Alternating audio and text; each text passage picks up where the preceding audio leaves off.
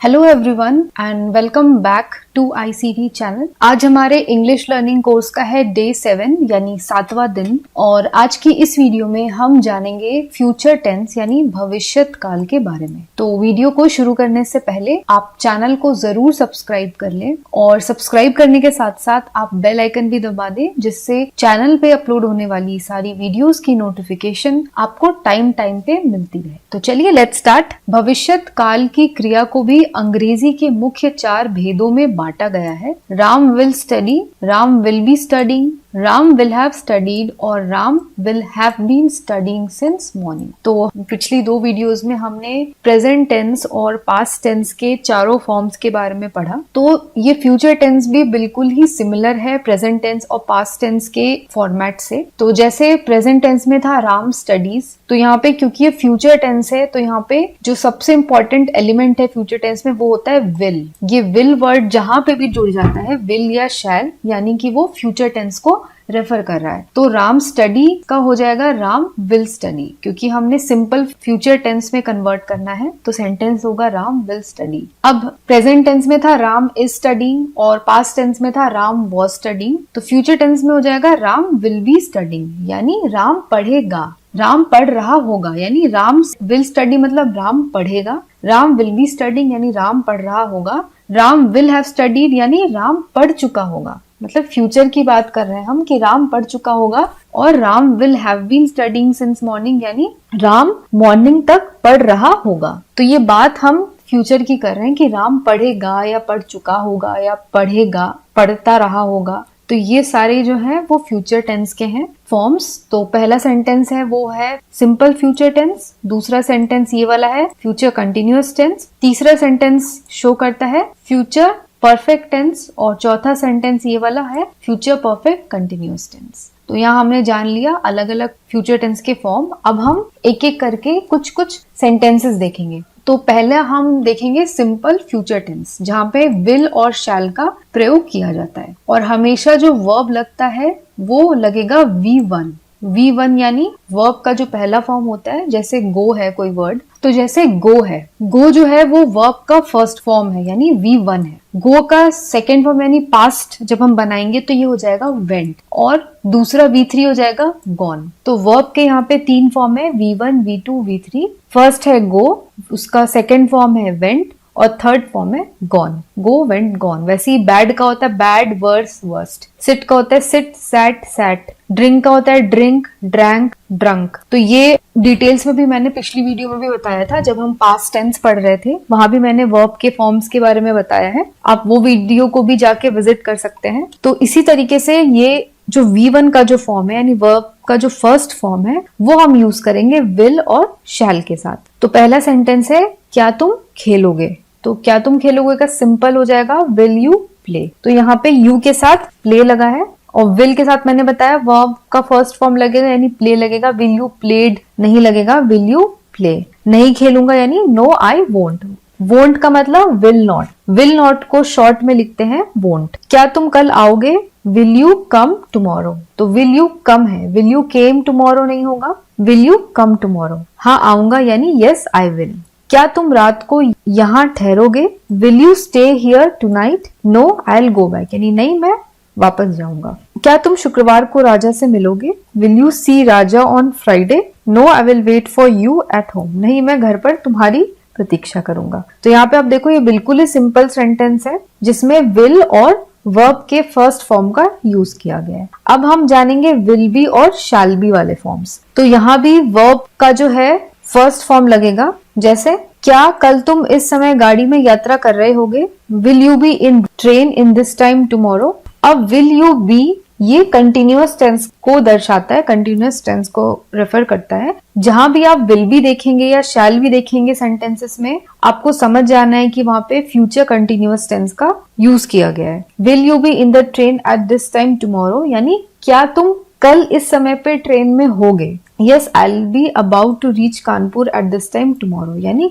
कल इस समय में कानपुर पहुंचने वाला हूँगा। क्या हम कल इस समय मैच नहीं खेल रहे होंगे? Shall we not be playing a match at this time tomorrow? यानी यहाँ पे बात हो रही है कि कल इस टाइम पे हम मैच खेल रहे होंगे। तो यहाँ पे देखो, जब हम क्रिया की बात करें यानी जो कार्य हो रहा है, मैच खेलने का कार्य हो रहा है, वो कल इस टाइम पे यानी कल जो आने वाला समय है, आज जैसे 2 बज रहे हैं तो कल आने वाले कल के 2 बजे हम मैच खेल रहे होंगे, यानी मैच खेला जा रहा होगा। मैच खेलते खेलते खत्म हो गया होगा इसकी जानकारी नहीं है, मैच खेल के खत्म हो गया होगा वो भी, इसकी भी जानकारी नहीं है। बस ये बोला जा रहा है कि कल हम मैच खेल रहे होंगे, यानी कंटिन्यूअस कोई चीज चल रही है। कंटिन्यू का मतलब क्या होता है कि कोई चीज चल रही है, वो खत्म नहीं हुई है। तो कल इस टाइम पे हम मैच देख रहे होंगे, इसलिए सेंटेंस जो है वो होगा फ्यूचर कंटिन्यूअस टेंस, क्योंकि मैच खेलने का काम कल इस टाइम पे हो रहा होगा। यस वी विल बी, यानी हाँ हम खेल रहे होंगे। क्या हम शिमला बार बार आते रहेंगे? Shall we be coming to Shimla again and again? No we won't be, यानी क्या हम शिमला आते रहेंगे, यानी जो शिमला जाने का जो कार्य है वो होता रहेगा, यानी जो कार्य है वो तो चल रहा है, तो यानी वो कंटिन्यू हो रहा है, कंटिन्यूअस कार्य है, तो ये हो जाएगा फ्यूचर कंटिन्यूअस टेंस। नेक्स्ट अब बात करेंगे हम विल हैव और शैल हैव का। तो विल हैव और शैल हैव हमेशा फ्यूचर परफेक्ट टेंस में यूज होता है, यानी जहां भी आप विल हैव और शैल हैव का यूज देखेंगे सेंटेंस में, आपको समझ जाना है कि वो सेंटेंस फ्यूचर परफेक्ट टेंस का सेंटेंस है। क्या वह जा चुके होंगे? विल शी हैव गॉन, यानी हम फ्यूचर की बात कर रहे हैं लेकिन फ्यूचर में वो काम हो चुका होगा। सिंपल वर्ड्स में अगर हम समझे, विल शी हैव गॉन यानी कल की बात कर रहे हैं। फॉर एग्जाम्पल, कल वो जा चुकी होगी। अब फ्यूचर टेंस क्यों है? क्योंकि हम आने वाले कल की बात कर रहे हैं। और फ्यूचर परफेक्ट क्यों है? क्योंकि वो काम हो चुका होगा, यानी जाने का काम की बात करें, उसको कहीं जाना है तो वो कल इस टाइम पे जा चुकी होगी, यानी काम भी खत्म हो चुका होगा और हम बात भी कर रहे हैं फ्यूचर की, तो इसलिए ये होगा future perfect tense. No she won't have, यानी वो नहीं गई होगी। क्या तुम अगले मास तक कालका से आ चुकी होगी? Will you have come back from कालका बाय नेक्स्ट मंथ? तो यहाँ भी देखो, जो क्रिया है, जो कार्य होने की बात हो रही है, वो वापस आने की बात हो रही है, और समय यानी अगले महीने की बात हो रही है। तो अगला महीना तो फ्यूचर टेंस है, तो फ्यूचर में बात की जा रही है कि वो फ्यूचर में अगले महीने तक आ चुकी होगी, यानी अगले महीने, अगर अभी मई चल रहा है तो अगले महीने जून तक वो आ चुकी होगी, यानी उसके आने का कार्य पूरा हो चुका होगा। यहाँ हमने पढ़ा कंटिन्यूस, यानी कार्य हो रहा होगा, जैसे मैच खेल रहे होंगे, शिमला हम जाएंगे बार बार, और यहाँ पे है कि वो कार्य हो चुका होगा, यानी वो आ चुकी होगी। Yes I have come back by then, यानी मैं आ चुकी होंगी। क्या कल इस समय तक तुम परीक्षा दे चुकी होगी? Will you have taken your test by this time, यानी कल इस समय तक परीक्षा दे चुकी, यानी परीक्षा खत्म हो चुकी होगी। Yes I will have finished an important chapter of my life. क्या तेरा भाई कनाडा से आ चुका होगा? Will you brother have return from Canada? No he won't have. तो यहाँ पे जो फ्यूचर परफेक्ट टेंस होता है उसमें हम फ्यूचर में होने वाली घटना की बात करते हैं, लेकिन वो घटना फ्यूचर में हम एज्यूम करते हैं कि हो चुकी होगी, वो कंप्लीट हो चुकी होगी। अब बात करते हैं विल हैव बीन और शैल हैव बीन का। तो विल हैव बीन और शैल हैव बीन जहां यूज होता है वो होता है फ्यूचर परफेक्ट कंटिन्यूअस टेंस, यानी ये फ्यूचर कंटिन्यूअस और फ्यूचर परफेक्ट टेंस दोनों का मिला के जो रूप बनेगा वो होता है, यानी आने वाले समय की बात हो रही है तो फ्यूचर टेंस है, और कंटिन्यूअस यानी कि आने वाले समय की जब हम बात करेंगे तो उस टाइम पे वो काम हो चुका होगा लेकिन वो कंटिन्यू भी हो रहा होगा। कैसे, वो हम एग्जांपल देख के समझेंगे। क्या कल तुम इस समय सो रहे होगे? Will you have been sleeping at this time tomorrow? तो यहाँ पे हम कल की बात कर रहे हैं, कल की बात कर रहे हैं, यानी इस टाइम कल, मान लो 2 बजे का टाइम है, अभी 2 बज रहे हैं, तो कल 2 बजे तक तुम सो रहे होगे। सो रहे होगे यानी सोने का कार्य तो हो रहा है, वो खत्म हो चुका है, लेकिन तुम उठे नहीं हो, मतलब ये एज्यूम कर रहे हैं कि कल वो सो रहा होगा लेकिन वो उठा नहीं है। तो कार्य, आप फ्यूचर में बात कर रहे हो, कार्य शुरू भी हो गया है लेकिन वो कार्य खत्म होने का हमें कोई नॉलेज नहीं है कि वो कार्य जिस समय हम बात कर रहे हैं वो उस टाइम खत्म हो चुका होगा या नहीं खत्म हो चुका होगा। एक और एग्जांपल देखते हैं, अगला, नहीं शायद मैं इस समय पढ़ रहा हूँ, no probably I shall have been studying at this time, यानी मैं इस टाइम पे कल पढ़ रहा हूँ, यानी मैंने पढ़ाई शुरू कर दी होगी फ्यूचर में। तो ये परफेक्ट टेंस इसलिए होगा क्योंकि एक काम हो गया कि मैंने पढ़ाई शुरू कर दी,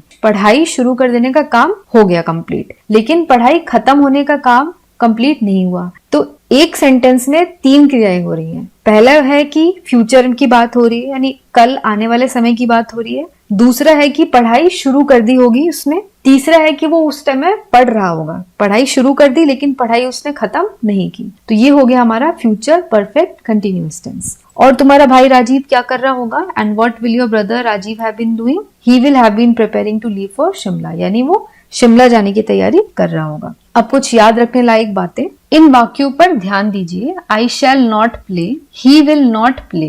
पहले वाक्य में आई के साथ शैल आया और दूसरे वाक्य में ही के साथ विल आया है। ये साधारण भविष्यत काल की क्रिया को सूचित करते हैं। नियम यह है कि साधारणतया अन्य पुरुष यानी ही, शी, दे, इट, राम यानी किसी भी नाम के लिए राम यहाँ पे यूज किया गया है, यानी किसी का नाम है, और मध्यम पुरुष यानी यू के साथ विल का प्रयोग किया जाता है, और उत्तम पुरुष यानी आई और वी के साथ शैल का। लेकिन आई, वी के साथ विल का तथा ही, शी, इट, दे, यू आदि के साथ शैल का प्रयोग होता है तो वहां उसका अर्थ निकलता है कि बात को अधिक जोर देकर कहा जा रहा है। पहले हम बात करते हैं जो रूल होता है उसकी। तो रूल ये होता है कि आई और वी के साथ हमेशा शैल यूज होता है, यानी आई शैल कम, वी शैल कम, और ही, शी, दे, इट और किसी का भी नाम अगर यूज किया जा रहा है तो उसके साथ विल लगेगा, यानी he will come, she will come, they will come, it will come, Ram will come. लेकिन अगर उल्टा कर दिया जाए, यानी आई के साथ और वी के साथ, मैंने बताया कि शैल के साथ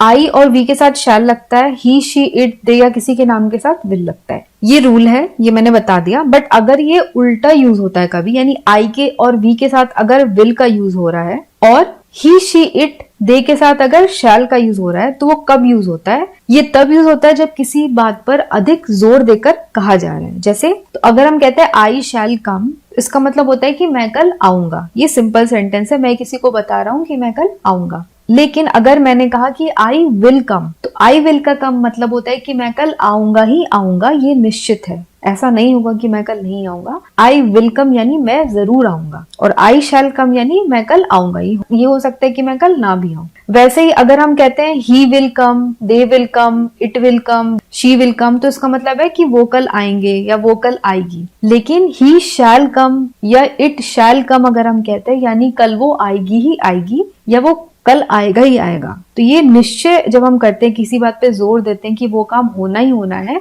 तब हम ये उल्टा यूज करते हैं। तो इसी के साथ हमारी आज की ये वीडियो फ्यूचर टेंस की यहाँ पे खत्म होती है। आई होप कि आपको जो भी ये लेसन्स हम पढ़ रहे हैं वो आपको अच्छे से समझ में आ रहा होगा। पर फिर भी अगर आपको लेसन्स में कुछ डाउट्स हैं या आपके कुछ क्वेश्चंस हैं, क्वेरीज हैं, तो वो आप मुझे कमेंट बॉक्स में जरूर पूछ सकते हैं। और साथ ही साथ अगर आपको आज की ये वीडियो पसंद आई हो तो आप जाते जाते लाइक बटन को जरूर दबाएं, और इस वीडियो को आप अपने फ्रेंड्स के साथ भी जरूर शेयर करें। तो आज के लिए बस इतना ही। मैं मिलूंगी आपको अगली वीडियो के साथ। तब तक के लिए take care, stay safe and have a nice day.